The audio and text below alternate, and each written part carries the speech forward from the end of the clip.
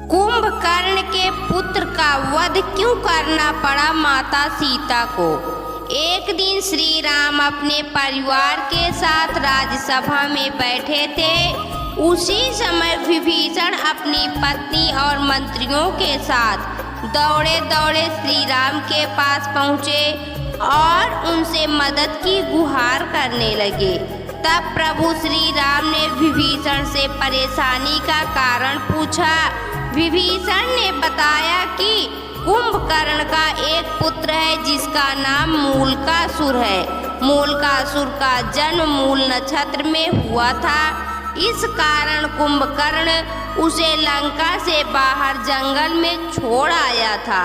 जंगल में मूलकासुर का मधुमक्खियों ने पालन पोषण किया, लेकिन जब मूलकासुर को यह मालूम हुआ कि उसके पिता कुंभकर्ण आपके साथ युद्ध में मारे गए और अब मैं लंका का राजा हूँ, तो उसने प्रण लिया है कि वह मेरा वध करेगा और बाद में अपने पिता के हत्यारे यानी श्री राम का वध करेगा।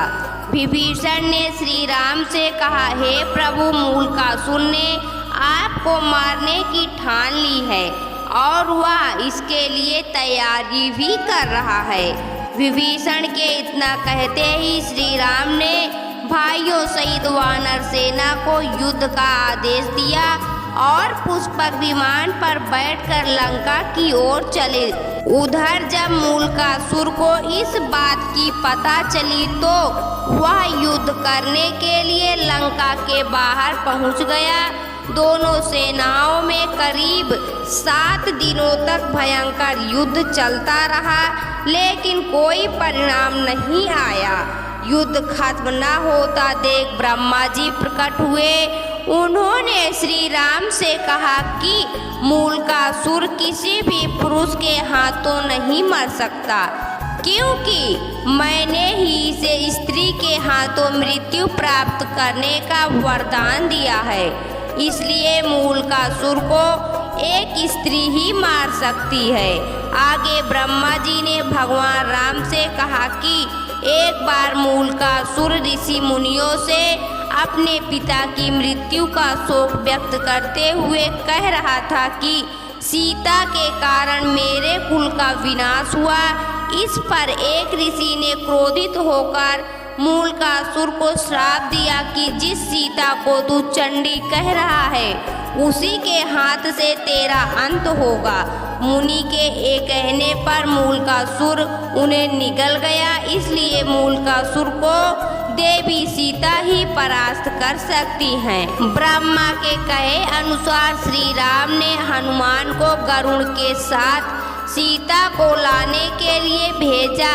जैसे ही राम जी ने और गरुड़ माता सीता के पास श्री राम का संदेश लेकर पहुँचे, उसी समय देवी सीता उनके साथ चल पड़ी और भगवान राम के पास पहुँची।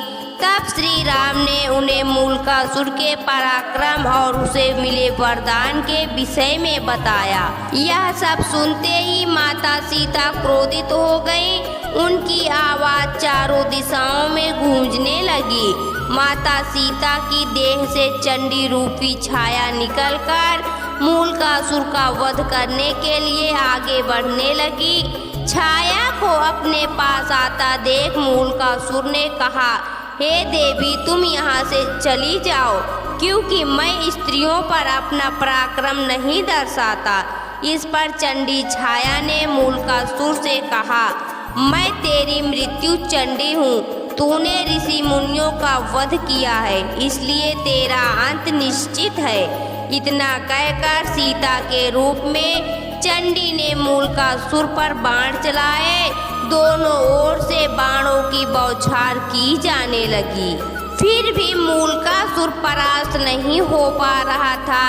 तब चंडी सीता ने चंडिकास्त्र से मूलकासुर का सिर धड़ से अलग कर दिया, जो सीधा लंका के दरवाजे पर जा गिरा।